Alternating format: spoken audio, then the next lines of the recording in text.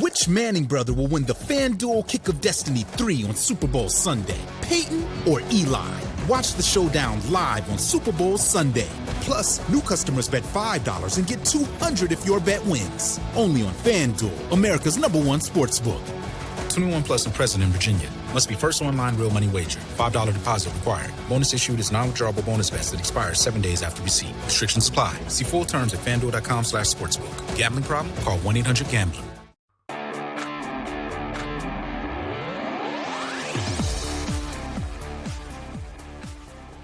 Hey, Eagles fans, this is Chris Franklin from NJ Advanced Media, and welcome to the No-Huddle Show podcast, the show where we discuss all things related to the Philadelphia Eagles.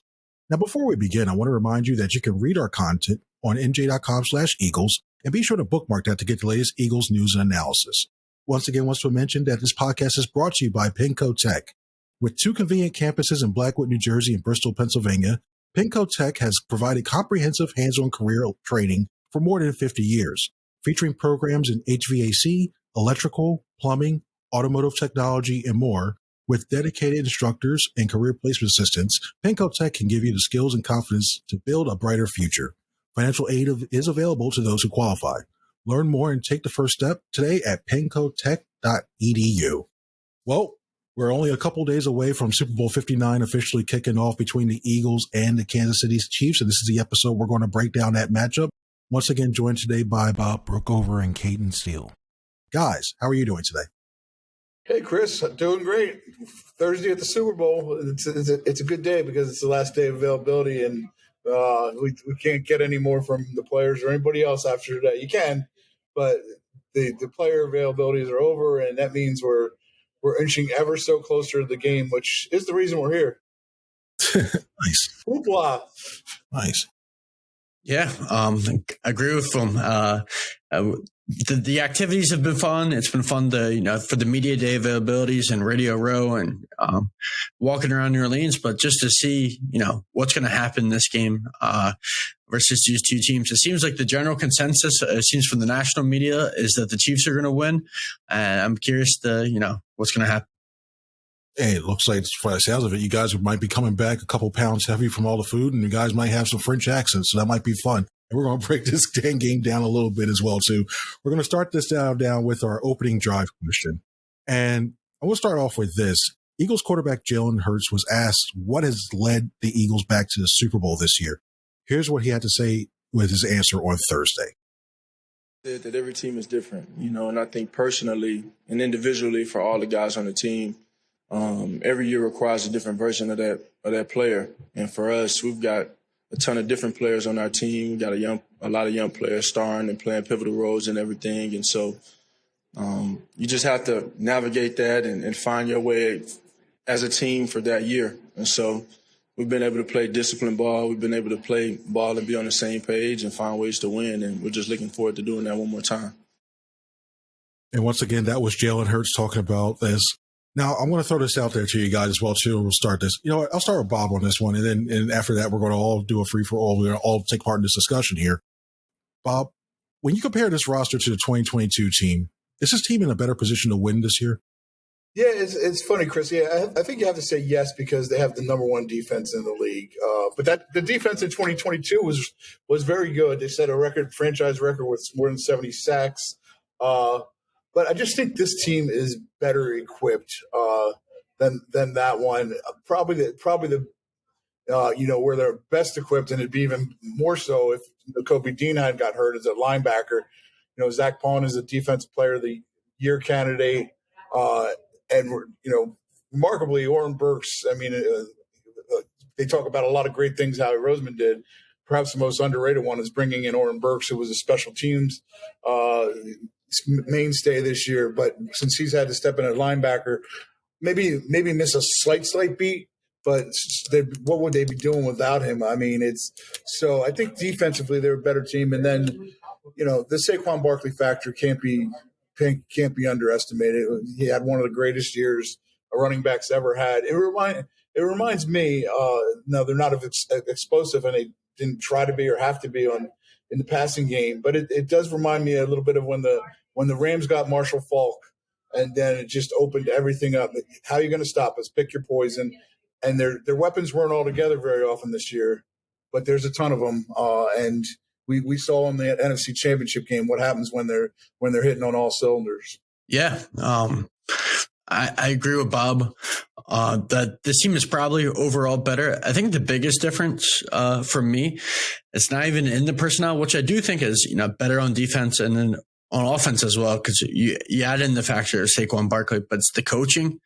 Vic Fangio versus Jonathan Gannon, the guy who was the master versus the disciple. I think Vic Fangio just has a better feel for the game.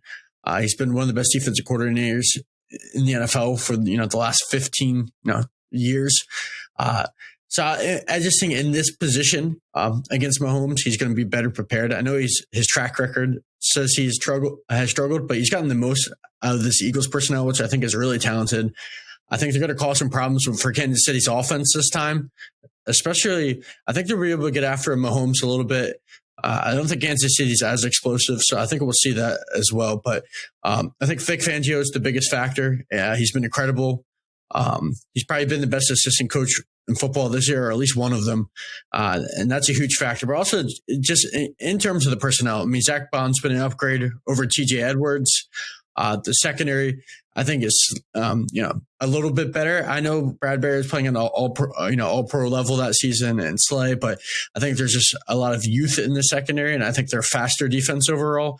I think they're more explosive up front as well. I know the sack numbers aren't as high, but I just think overall they're more explosive. And then on offense, with Saquon Barkley and the way they've been able to run the football this year, I think you have to take the 2024 team over the 2022 team, who was, really good. But I think there were more weaknesses on that team that you could feel like you could pinpoint going into the Super Bowl. Whereas this time, really outside of, you can say maybe like Oren Burks or if you want to say on the offensive line, you could say maybe Mekhi Becton's their biggest weakness. But I just think there's less holes in this team, and they're better coached. And overall, they're just more talented, and they're younger and just more explosive. So I'll take 2024. I look at 2022, and I lean in a little bit towards that because I look at the way that this pass rush has really been going. And that pass rush, 70 sacks. You had two rotations of edge rushing and pass rushing lines that really affected the quarterback. And I look at the way they were able to throw the ball in that game as compared to you look at this Chiefs compared to this year.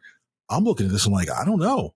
I mean, Saquon Barkley is a big factor, yeah, but overall to attack the ball through the air, it's a question. Am I wrong about that? Yeah, I think this team. You're talking about the Eagles pass rushers better, and that's why you think they had a better chance then, I guess, right? Yeah, I think so. But I think this secondary and the linebacker.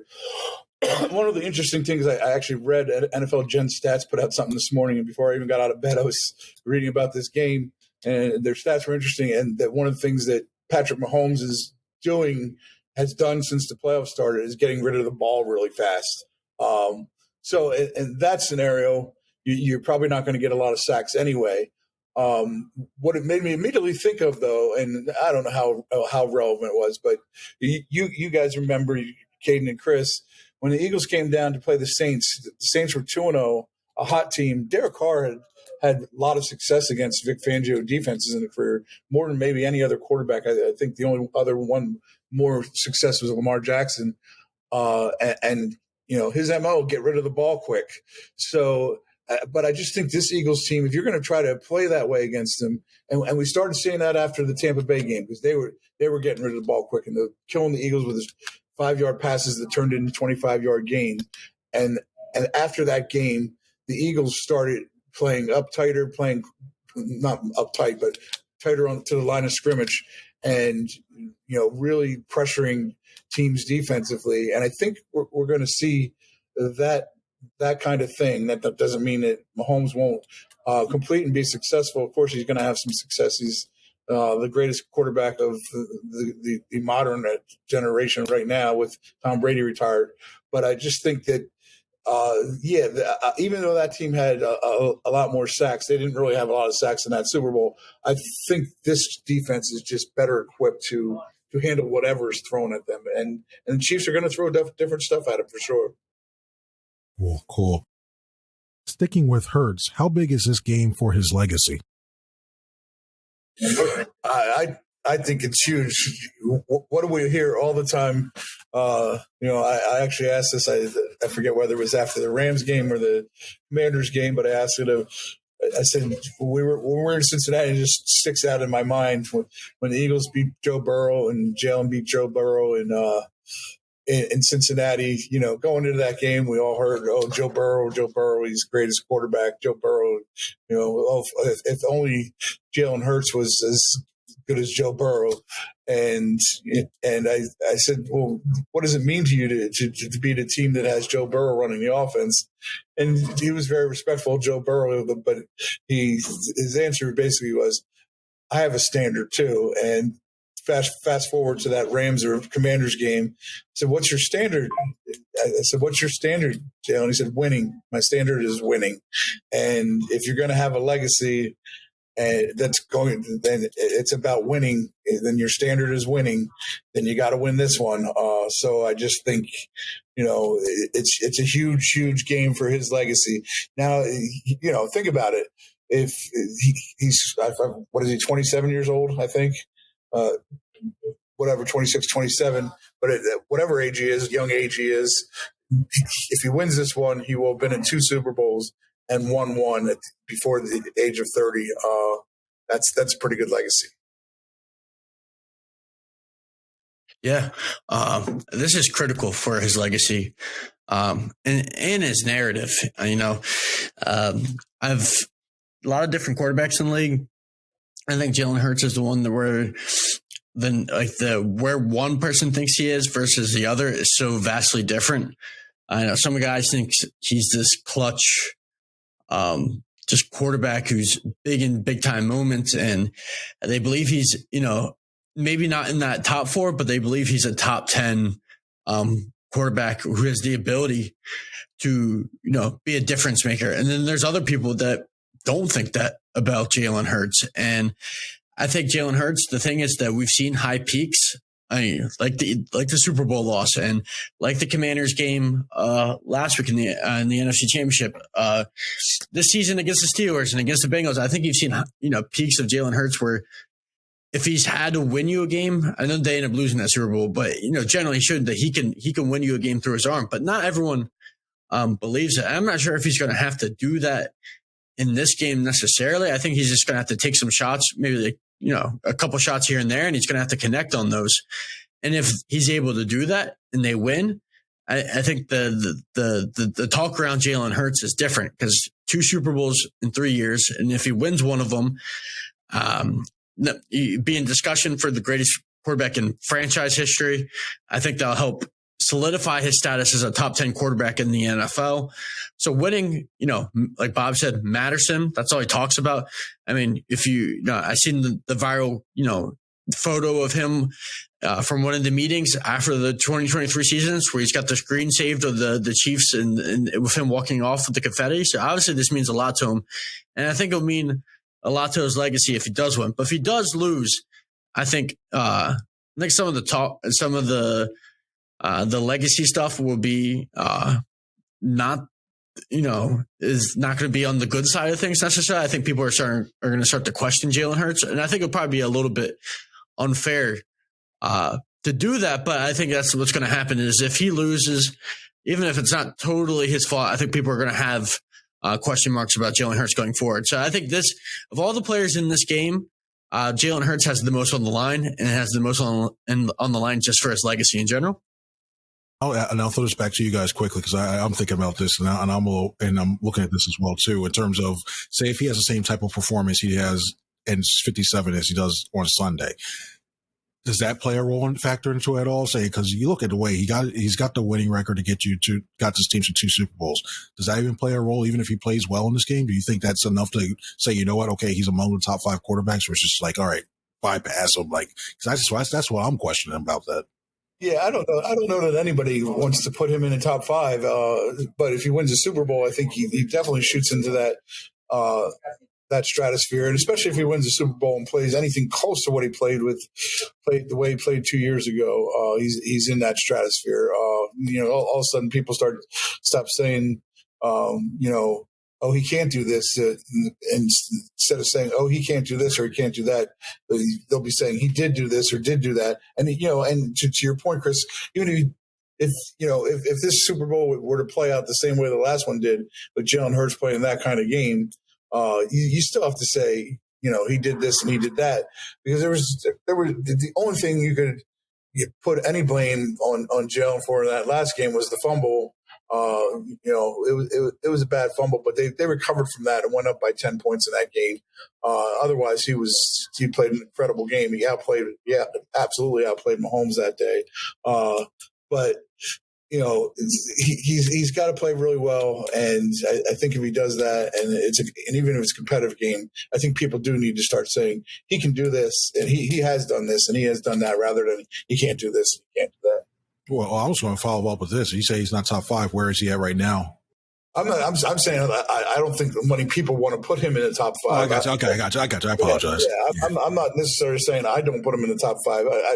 It's not something I thought about ahead of this, but I'd have to sit down and look at it. But in my estimation, he's at least in the top 8. And that's just off the top of my head without even looking at it. So I think the record's 102 and 53 going back to his freshman year in college, or 102 and 23. I mean, does that sound? Or I forget the number. The numbers are staggering, though, and there's good reason he says my standard is winning because the record is so good. All right, where do you think he plays? He's currently at going heading to this game, Cayden. If you had to put him in the ranking area, where is he? Yeah, I think I would probably exclude him from like the top 4, which is Burrow, obviously Allen, Lamar, Mahomes. I'd probably put him behind like Herbert and Matthew Stafford. I think they're just better passers.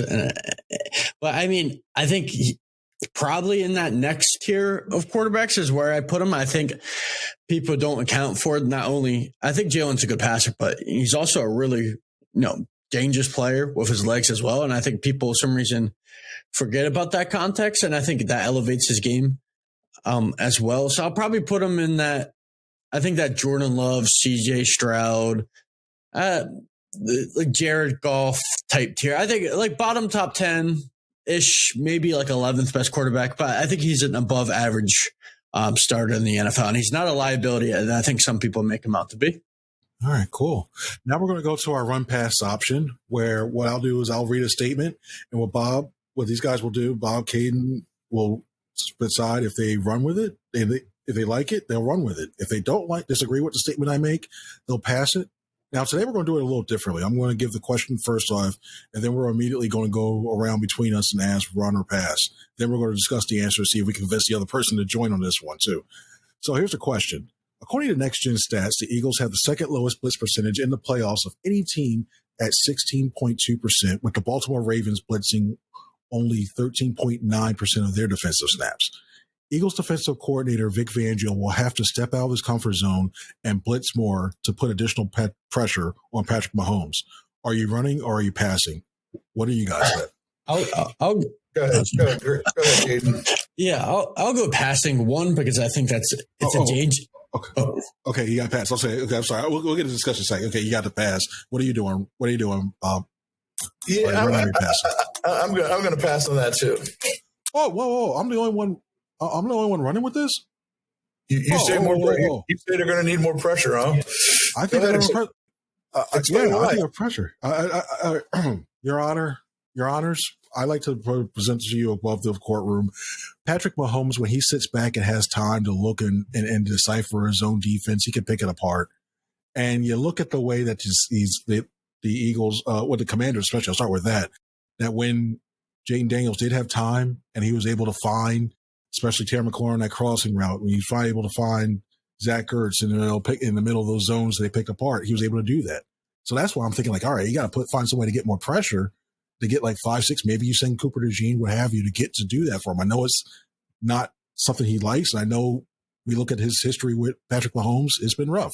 So that's where I'm coming from that. Right? Why are you guys passing with that? I'm passing because I just think it's not the way Vic plays. And the Eagles, I think, have a more dominant defensive line than any team the Chiefs have faced on this playoff run. I think one of the things that's concerning is that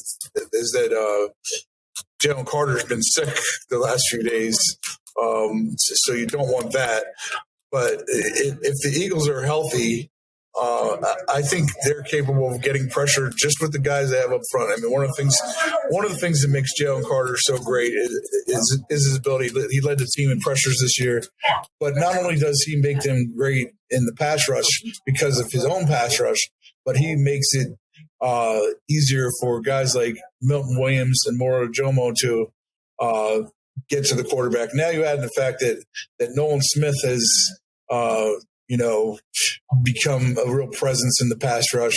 And to me, you didn't ask for an X factor, but to me, one of the X factors in this game is Josh Sweat. He's playing for a contract, and what better stage to play for money than in the Super Bowl? He can make himself some money in this game. He's had a really good year. He's led the team in sacks. I think he's second in pressures. I think he's maybe the most underrated player on the entire team.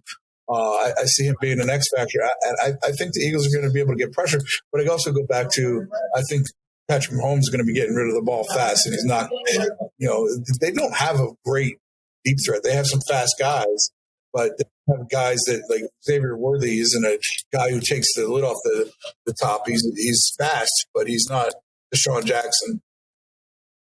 All right, cool. What can you do to help me change my mind? Bob put some good points. What can you do to help me change my mind on this, man? Yeah. I agree with Bob as well. I think they'll be able to win up front more than they did in 2022. I know that the field had a factor in that. So I don't feel like there's going to be the need as much to blitz. And like Bob said, it's not really Vic's style, but this Kansas City offensive line has some weaknesses. I think we talked about in the last podcast. Like, there's a weak spot in the interior of their offensive line with Mike Caliendo, who doesn't have a lot of career starts underneath his belt. He only has 3 starts during the regular season this year. He's been playing in the playoffs, but he's graded out really poorly in at least the 3 starts on Pro Football Focus. And I don't think this Kansas City's offensive line is as good as in 2022 as well. I think they'll be able to get home with 4 or 5. And then 2, I just wouldn't want to blitz Patrick Mahomes.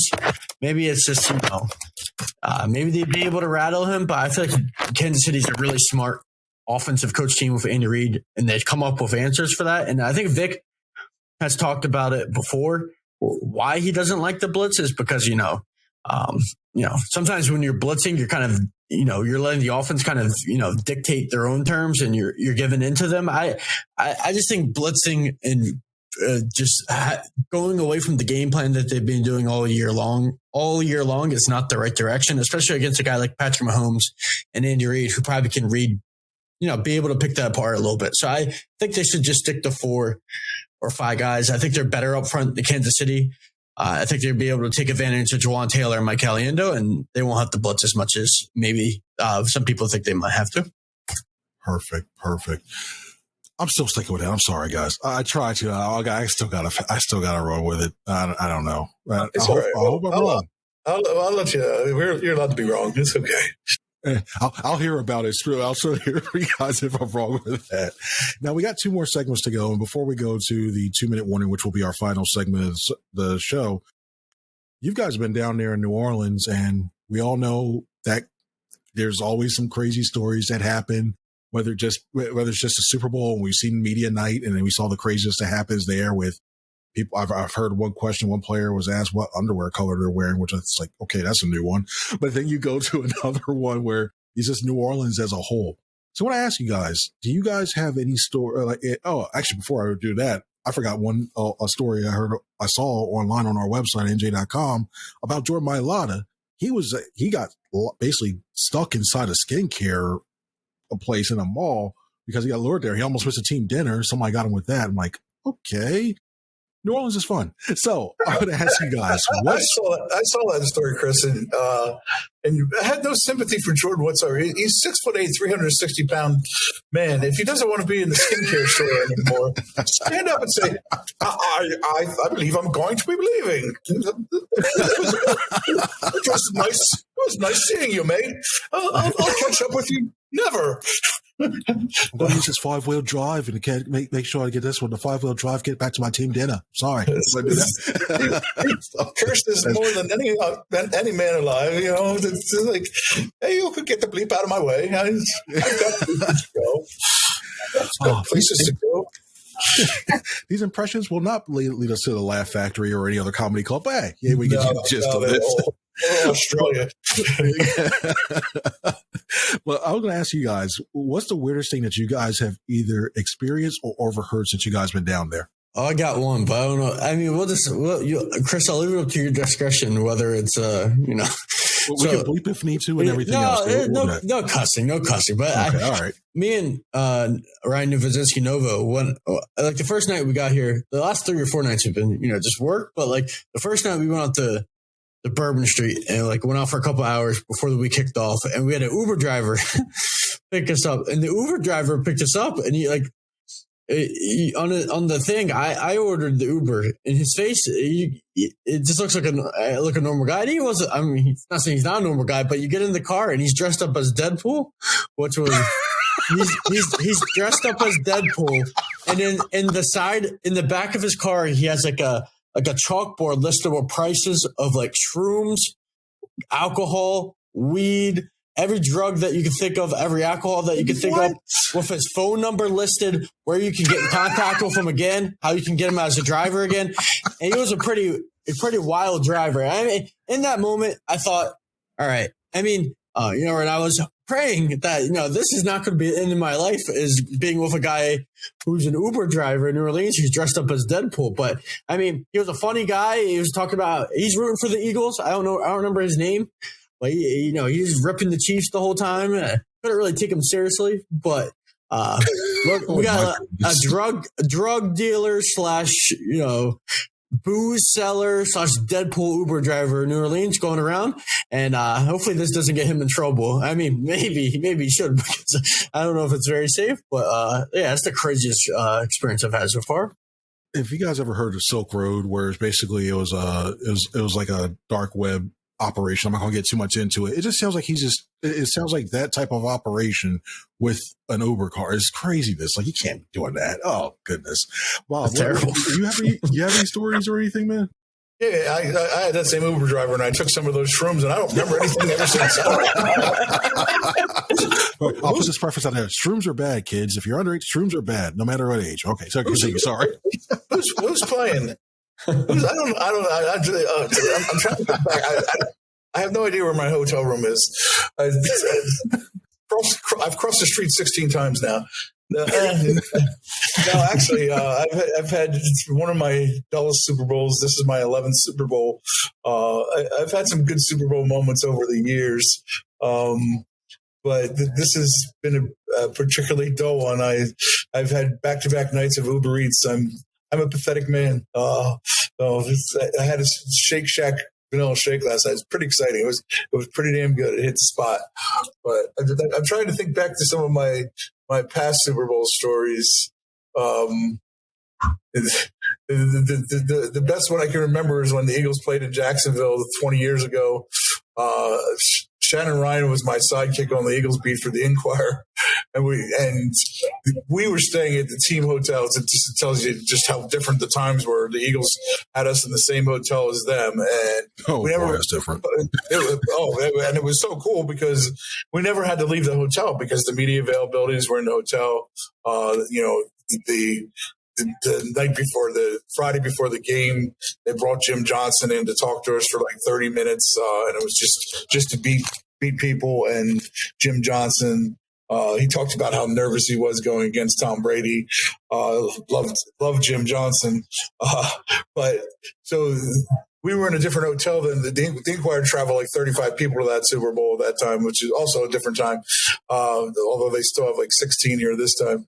But, so they were all staying in a different hotel. So we went and we had a few like team parties at the hotel in Jacksonville, which was a good 20-mile drive away. So me and Shannon Ryan were driving back, and I guess I was speeding and doing like 70 and a 50. And I went by an unmarked cop car, and he's like looking at me. He's like looking at me. He's like, and he pulls up, and I'm like, oh crap. He's asked me to roll down my window, so I roll down my window. He goes, you think it's a good idea to pass a cop? And I'm like, no, I don't, sir. No, I think that's a really bad idea. Really, really, really bad idea. He's like, you're right, it is. Have a good night. That's good. That's glad it ended well. That's good it ended well. Yeah. So anyway, that's my Super Bowls. I also that year we got to the media party was on the TPC Sawgrass grounds. And they let us take a shot at the famed 17th hole. You're familiar with that show, the Island Hole? No. The 17th hole it's a famous hole, and the wind was like 40 miles an hour. I hit like a worm burner, and I wasn't anywhere close. And anyway, that's it. That's my story. It's time for our final segment of the show, the 2-minute drill, where each of these guys will have 2 minutes to answer a question. If they don't finish, they'll hear a whistle, and their time will be up, meaning they're ineligible to win the Super Bowl MVP award, can't go to Disney World, other shameful stuff in that one too. But yeah, we digress. Anyways, the question is simple, Bob. I'll start with you. What is your prediction for the Super Bowl? Will we see the Eagles parade down Broad Street, or will we see the Chiefs make history for their third straight championship? Your time starts now. Yeah, I've felt this way pretty much since the beginning of this postseason, and maybe even before that. I just think the Eagles are the better team, and I agree with some things. Ryan and I were talking, just about you go around the people here. I was at the Fox Media event today. And I got the impression from the people in that room that they think the Eagles are the better team. Now, obviously, anytime you got Andy Reid and Patrick Mahomes is the combination you're going against, it doesn't figure to be easy. But I do know that Tom Brady and the Bucs blew out the Chiefs a few years ago. I'm not saying the Eagles are going to repeat that history, but I think the Eagles are going to win the Super Bowl, and I think they're going to win it by more than one score. The Chiefs have lived all season. I forget what their record is, but they've won like a record 17 straight one-score games. But I don't think this game is going to be a one-score game. I think the Eagles are going to win this game by 10 or 11 points, and there is going to be that parade down Broad Street. 54 seconds. 54 seconds. You left on the clock. That's a lot. Well, that's because it's a blowout. Those last 54 seconds, it's just going to be, just celebration time. Are you trying to do kneel downs? You're doing kneel downs? You can't be doing that. Kneel downs. Just for that, that's a penalty. Delay a game for a kneel down for something that has to do a kneel down. It's a 5-yard penalty. You lost to that one. Here we go. There's no timeouts. You can't stop the clock. Oh, goodness. That's fun. All right, Cayden, same question to you. Your time starts now. Yeah, that's tough. I've been debating it all week. It's hard to bet against Patrick Mahomes and Andy Reid, but I'm going to do it this time. And maybe I'm a crazy man and I'll come back and regret this, but I think the Eagles are a better team. I just see a world where this Eagles team can actually beat Kansas City by 10 points. I know Kansas City is a good team, but just how dominant this Eagles defense has been throughout the season. Like I talked about earlier, I think they're in better position to stop Kansas City, who won it. I don't think is as explosive. They don't have as many weapons. I mean, Hopkins is slowed down. I know Kelsey can still produce, and he's still good in big moments in the playoffs, but not the player he once was. I just don't think Kansas City offense has as much as explosive ability, and I don't think their offensive line's as good. And the last time we saw Kansas City's offensive line have some question marks, I think they're a little better than the offensive line they played against Tampa Bay, but that's what really ended up hurting them. I think there's a world where the Eagles can take advantage of those matchups with Caliendo and Juwan Taylor and some of the other weaknesses up front and get a little more pressure on Mahomes than other teams have been able to do. Like Bob said earlier, the teams they played in the playoffs, like the Bills didn't provide as much, but the Houston got after them a little bit. I mean, Will Anderson and Danielle Hunter caused some problems. I think the Eagles could do something similar. And then also Saquon Barkley's special. And I know Kansas City's defense is better than the defenses the Eagles defenses or the defenses the Eagles have faced in the playoffs, but Saquon Barkley can do that against anyone. I think he's the exception, and I think he's going to dominate, and he's going to take over this game at times. And I think Jalen Hurts is going to make enough plays, and I think the Eagles are better coached than that 2022 team, and I think they're going to bring home a Super Bowl to Philadelphia this time. 9 seconds left. Congratulations. You both are eligible for the MVP award, and you both can go to Disney World. All right, just don't ride. It's a small world. This might be a little bit rough. I think that this game is going to be pretty close. It's going to go to the fourth quarter. It's going to be a great game to watch back and forth. And right now I'm leaning toward the Eagles to win this game 31-27. I think you'll see, in terms of the offense, I think you'll see Saquon Barkley at least break one. It might be some touch and go here and there with a couple punts. And then I think the Chiefs offense will at least get one big play with a guy like Xavier Worthy or Isaiah Pacheco, and be prepared to see something that you haven't watched so far. You've seen on tape this year. We've seen the Chiefs do those weird huddles where they start merry-go-rounding around and other things. But I think that the Chiefs will bring an unscheduled look that the Eagles haven't seen. But overall, and when it comes down to it, the one unit that has helped this team throughout the season, the defense, they'll make enough stops in order to come away with the win, and we'll go from there. So that ends another episode of the No-Huddle Show podcast. We'll have continuing coverage of Super Bowl 59 from New Orleans down there with Bob and Cayden, and as well as Ryan Novozinski. They'll be down there. I myself will be writing some stuff as well, too, over the weekend about the ongoing stuff that's around the outside. And as a team, we'll have team coverage throughout Super Bowl 59 on Sunday, and you'll be able to see that on NJ.com/Eagles. So for Bob Brookover and Cayden Steele, I'm Chris Franklin. Everybody have a good one. See ya.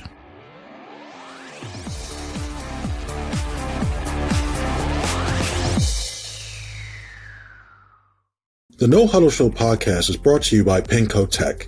With 2 convenient campuses in Blackwood, New Jersey and Bristol, PA, Penco Tech has provided comprehensive hands-on career training for more than 50 years, featuring programs in HVAC, electrical, plumbing, automotive technology, and more. With dedicated instructors and career placement assistants, Penco Tech can give you the skills and confidence to build a brighter future. Financial aid is available to those who qualify. Learn more and take the first step today at pencotech.edu. That's PENNCOTECH.edu.